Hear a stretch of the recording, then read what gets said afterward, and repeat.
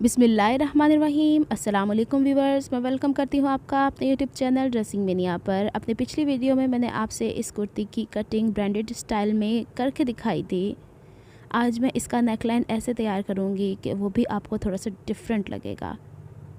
यहाँ पे मैंने शर्ट के ऊपर जो पैच मुझे नेकलाइन के लिए दिया गया था उसे मार्किट से पैच करवाया है। अब यहाँ पे देखिएगा फ्रंट की तरफ स्लिट है, नेक की जो डेप्थ है वो थोड़ी कम है। आजकल ब्रांड्स में नेक की डेप्थ कम ही चल रही है। हमें इस तरीके से इसे तैयार करना है, या तो बैक के ऊपर स्लिट बने या फ्रंट के ऊपर, ताकि गला पहनने में आसानी हो। तो अब चूँकि फ़्रंट की तरफ स्लिट दी गई है तो फ्रंट को ही हम डिज़ाइन करेंगे।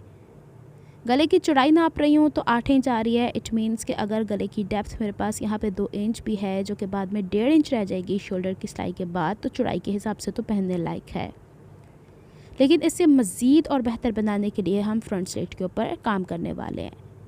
तो यहाँ पे सबसे पहले जो मेरे पास राउंड नेक लाइन है, इसकी अगर आप एम्ब्रॉयडरी पे गौर करें तो राइट साइड की एम्ब्रॉयडरी थोड़ी डीप और लेफ़्ट की थोड़ी सी शैलो है। तो हमने इसे फ़ोल्ड करके कभी भी कट नहीं करना। तकरीबन 1/2 इंच का मार्जिन छोड़ने के बाद जो कढ़ाई आ रही है ना एक लाइन, उसके साथ साथ हम लोग को कटिंग करनी है। कढ़ाई के बिल्कुल साथ नहीं करना, 1/2 इंच का मार्जिन कपड़े पे छोड़ना है ताकि हम बाद में इसे फ़ोल्डिंग के लिए गुंजाइश रख पाएँ। इसके बाद मैंने सेम कलर का फैब्रिक लिया है और यहाँ पे जो बुकरम का इस्तेमाल किया है वो है जो हम नेक लाइन पे इस्तेमाल करते हैं। चौड़ाई ली है 6 इंच, लंबाई ली है 15 इंच। ये मैंने ऐसा क्यों किया है? क्योंकि शर्ट के ऊपर पैच लगा हुआ है। पैच की वजह से शर्ट थोड़ी हैवी हो गई है। अगर यहाँ पे 0 का बुकरम लगाऊंगी या फिर अगर यहाँ पे मैं सिर्फ कपड़ा लगा दूंगी तो मेरा गला जो है वो ढलक जाएगा। अब मैंने कपड़े वाला हिस्सा, यानी जो मैंने एक्स्ट्रा बुकरम लिया था जिस पे कपड़ा पेस्ट किया है, उसको शर्ट के सीधी साइड पे रख के पहले सेंटर पे फ़र्ज़ी तौर पे पिन्स लगाई थी। अब इसे पलट के जो हमारी स्लिट वाला हिस्सा है उससे बाहर पिन्स लगा देनी है। और यहाँ पे अब गोलाई की तरफ, गले की गोलाई की तरफ देखिएगा, मैंने जो बैक की तरफ कपड़ा रखा है वो 1/2 इंच 1 इंच बढ़ा के रखना है।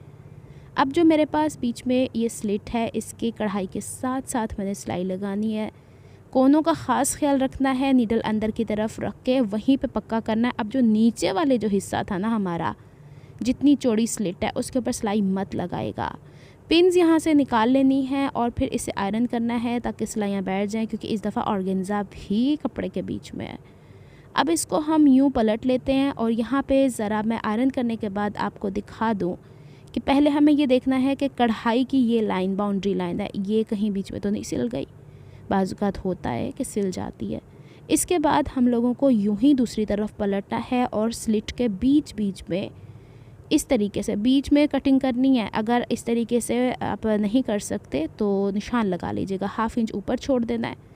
इसका मैं आपको ज़रा पलट के दिखाऊं कि यहाँ से तिरछा इस तरफ, तिरछा इस तरफ, ये बुकरम नहीं कटेगा, बल्कि कपड़ा जो है शर्ट का वो तिरछा कटेगा। बुकरम जो है वो थोड़ा सा आगे चलने के बाद 2 हिस्सों में सेंटर से डिवाइड हो जाएगा। अभी डिवाइड करना पॉसिबल नहीं था मेरे लिए। मैंने कहा ज़रा मैं काम करके दिखाऊं, फिर आपको बताती हूँ कि डिवाइड करना क्यों ज़रूरी है।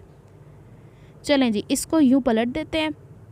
जो वी वाला हिस्सा है इसे बैक की तरफ ले जाएं और इसे ग्लू कर देना है। अच्छा, आप इसे आज़ाद भी छोड़ सकते हैं, बाद में इस पर सिलाई भी लग सकती है, लेकिन फ़िलहाल मैं आपको थोड़ा सा डिफरेंट तरीके से बता रही हूँ। तो इसको बैक के ऊपर ग्लू कर दें या UHU की मदद से। और याद रखना है कि यहाँ पे ऑर्गेन्जा का जो फैब्रिक है ना वो भी छोटा सा कटा होगा, उसको भी बैक के ऊपर ले जाना है क्योंकि हम पैच के ऊपर काम कर रहे हैं। अच्छा, सेम यही मेथड आप लोग उस नेकलाइन पे भी कर सकते हैं जो एम्ब्रॉयडरी हुए आ रहे हैं। अब देखिएगा कि एक पट्टी को यूँ फोल्ड करेंगे। अभी तक मैंने जो ये बुकरम वाले हिस्से हैं इसको नीचे की तरफ से 2 हिस्सों में डिवाइड नहीं किया। रीज़न अभी बताने वाली हूँ। अब जो ये वाला हिस्सा है जहाँ तक कटा हुआ कपड़ा हमारा, यानी मैंने इसीलिए कहा था सेंटर कीजिएगा ताकि एक बैलेंस के ऊपर हमारी ये पट्टी मुड़ सके। बैक साइड से भी ज़रा इसे हम अच्छे से आयरन कर लेते हैं और इस बुकरम वाले कपड़े को इस पट्टी के मुताबिक इतना हमें फोल्ड कर देना है। यही हमारी गाइडलाइन है, इसी के मुताबिक हमें चलना है। लेकिन यहाँ से मैं अभी आयरन नहीं करूँगी, जस्ट फोल्ड करके देख रही हूँ, क्योंकि हमारी हतमी जो यहाँ पे इस्त्री होगी, यानी फ़ैसला जो हमारा होता है वो यहाँ से होगा, जब तक कि हम इसे प्रॉपर्ली बैलेंस नहीं कर लेंगे। यहाँ क्रीज़ बिठा रही हूँ, फिर इसके बाद मैं आपको बताती हूँ कि यहाँ से जो हमने बुकरम वाला पीस ऊपर अटैच किया है सिंगल, नॉर्मली तो हम 2 पीसों में सिलाई लगाते हैं ना, लेकिन इसमें हमने 1 पीस लगाया है। ये भी वजह यही थी कि हम लोग स्लिट को पहले नहीं काटना चाह रहे थे, गड़बड़ हो जाती।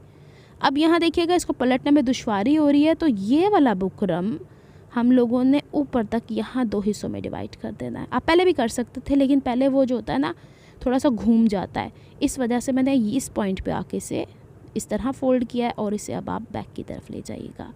उम्मीद है आपको ये चीज़ यहाँ पे क्लियर हो गई होगी। दूसरी भी पट्टी फटाफटी हम फ़ोल्ड कर लेते हैं सेम उसी मेथड से, जिस मेथड से मैंने आपको पहली पट्टी मोड़ना बताई है।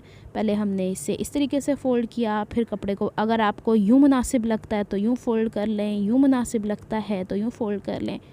लेकिन यहाँ पे लेडीज़ बुकरम ज़रूर लगाना है स्टिफ़ वाला, उसी से इस पट्टी में जान आएगी। नहीं तो 1-2 धुलाई में अगर आप ज़ीरो की बुकरम लगा के इस पे काम करेंगे ना तो वो बेजान सा हो जाता है कपड़ा, फिर उसमें वैसी रौनक नहीं रहती ड्रेस में। अब इसको दोनों पट्टियों को यूँ बैक की तरफ पलट देना है और फिर इसे आयरन कर देना है। बड़ी आराम से फ़ोल्ड हो जाएगा क्योंकि नीचे वाला ट्रायंगल हमने पहले ही फ़ोल्ड करके रखा था। इसके बाद हमने ये स्लिट बंद करनी है और यहाँ से देख लीजिएगा ये कोना आपका नफीस बनना चाहिए। अगर यहाँ से थोड़ा बहुत आगे पीछे है तो कपड़ा बैक की तरफ ज़रूर खिसका दीजिएगा। अब यहाँ पे हम लोगों ने बैक वाले पीस को पहले जो हमने पलटे हैं, जिसको कहते हैं बुकरम हमने लगाई थी, उसको जितना फ़ोल्ड करना चाहते हैं उतना फ़ोल्ड करके पहले आयरन कर लें। सेम यही प्रोसेस हम दूसरी तरफ करेंगे और ताकि हमें पता चल जाए कि हमने इसके बैक के ऊपर जो अब कपड़ा लगाना है वो कितना हमें दरकार है। फिनिशिंग पहले करनी पड़ेगी, तुरपाई नहीं करेंगे। नीचे से इसको ज़रा बैलेंस कर लेते हैं। अब हमने तकरीबन 4 इंच चौड़ी पट्टी ली है और लेंथ आप पे डिपेंड करता है जितनी स्लिट बंद करनी है। एल शेप में इसको स्टिच करके बैक की तरफ पलटा। इस पर मैंने कोई बुकरम नहीं लगाई क्योंकि बुकरम में हमने बहुत ज़्यादा लगाई हैं। अब इसकी चौड़ाई का अंदाज़ा देखिएगा कि जहाँ पे जितनी चौड़ी पट्टी है ये तकरीबन 1.25 इंच चौड़ा गैप था, उससे थोड़ी चौड़ी ली है। अभी आपको रीज़न पता चल जाएगी। इसको यूँ नीचे रखना है, स्लिट ऊपर, गले से नीचे की तरफ मैंने तकरीबन 8 इंच के करीब गला खुला रखा है। पहनने में यहाँ से आसानी होगी, यहाँ से खुला खुला गला अच्छा लगता है। अच्छा जी, अब हमने इसके नीचे रखा और यहाँ से हम लोगों ने बिल्कुल बैलेंस करने के बाद UHU, ये देखिए यहाँ से स्लिट ज़रूर ओपन रखिएगा, ब्रांड्स में यही स्टाइल चल रहा है आजकल। और यहाँ पे हम लोगों ने UHU लगानी है ताकि, अच्छा इसको पूरा बंद करेंगे, इसमें कोई मैं बटन टेक या हुक वाला हिस्सा नहीं बना रही हूँ। तो अब दूसरी तरफ भी मैं इसके UHU लगाऊंगी। इसके ऊपर हमने लगानी है घुम सिलाइयाँ, क्योंकि मैं प्रेफर करती हूँ कि जितनी घुम सिलाइयाँ लग जाएँ उतना ही नफासत के साथ हमारा नेक लाइन बन जाता है। अब शर्ट का ये वाला पल्ला ऊपर उठाइएगा और इसके ये वाले हिस्से पे नहीं, जो हम पलट के बुकरम को फोल्ड किए हुए हैं ना, इसको हमने उस पट्टी के साथ सीधा स्टिच कर देना है जो पट्टी नीचे लग गई है। क्योंकि अब आपके जहन में ये बात आ जानी चाहिए कि ये वाला हिस्सा डबल फोल्ड हुआ हुआ है ना सेंटर वाली पट्टी का, तो बस इतना सा हिस्सा आपको इसके साथ सीधा सीधा स्टिच करना है। स्टिचिंग भी करके मैं आपको दिखा देती हूँ। ये देखें ना, इस तरीके से वो वाला हिस्सा बिल्कुल आज़ाद है जो हम लोगों ने पहली सिलाई के साथ एक पूरा स्लिट स्टिच किया था। एक तरफ से ये सिलाई लग गई, दूसरी तरफ से ये सिलाई लग गई। अच्छा, जो नीचे वाला हिस्सा है ना, कढ़ाई के साथ साथ सिलाई लगा रही, क्योंकि आपको पता है ट्रायंगल शुरू में मैंने पेस्ट कर दिया था। अगर आप आज़ाद छोड़ देते तो आप उसको भी गुम सिलाई में, लेकिन यहाँ सिलाई नज़र नहीं ना आ रही, बस इतना सा तो पोर्शन हम कर सकते हैं। अच्छा जी, अब ये बैक से यूँ हो गया है, इसकी फिनिशिंग आ गई है। आप इस मौके पे आके तुरपाई कर सकते हैं। ये नीचे वाला हिस्सा जो पट्टी का हमने लगाया हुआ है, इसको आप बुकरम वाले हिस्सों के नीचे दबा दीजिएगा और फिर इसको यहीं पे हम तुरपाई कर देंगे। ये वाला हिस्सा ज़रूर नीचे दबाना है, तभी फिनिशिंग आएगी। और अगर नहीं दबाना तो ओवरलॉक कर दीजिएगा। बस कपड़े बड़े नाजुक से होते हैं ना, तो फिर उस पर आप ओवरलॉक भी कर सकते हैं। यहाँ तक हो गया। गले के बराबर बराबर ये पट्टियाँ ऊपर से कट कर देनी है। अब यहाँ पे हम कटिंग करेंगे 1.5 इंच और एक पट्टी की 2 हिस्सों में। और फिर इस पट्टी को लेने के बाद हम लोगों ने गले के सीधे साइड पे और एक पट्टी का सीधा हिस्सा रखना है और जो कढ़ाई है उसके साथ साथ हमें स्टिच करना है। अभी तक जो पट्टियाँ हैं ये वाली, इनको मैंने जो बैक की तरफ बुकरम गई हुई है उनको आज़ाद छोड़ा है। उसकी वजह है, अभी आपको पता चल जाएगा।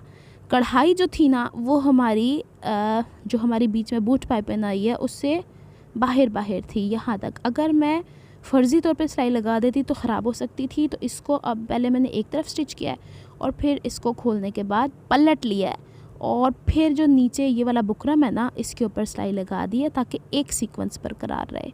अब इसके अंदर मैंने छोटे छोटे कट लगा लेने हैं इस तरीके से और फिर पट्टी को एक दफ़ा यूँ फोल्ड करना है। चूँकि वो रेब है, आराम से फ़ोल्ड हो जाएगी।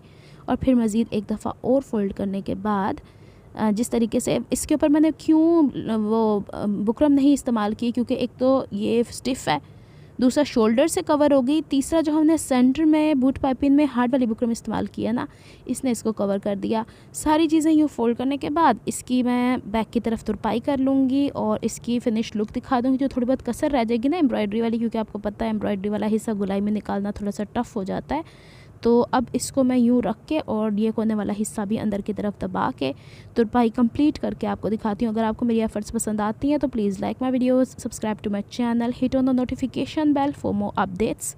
यहाँ से बिल्कुल बराबर आनी चाहिए दोनों पट्टियाँ। अच्छा जनाब, ये है कंप्लीट लुक। यहाँ से स्लिट ओपन है, देखें बिल्कुल स्टिफ नेक लाइन बना है और ज़रा नहीं इधर उधर खिसकेगा। और जब इंशाल्लाह ये शर्ट कंप्लीट होगी तो आपसे शेयर कर दूँगी। ये वाला हिस्सा ज़रूर देख लीजिएगा कि ये नीट एंड नफीस बनना चाहिए। चले जी, नेक्स्ट वीडियो तक के लिए अल्लाह हाफ़िज़।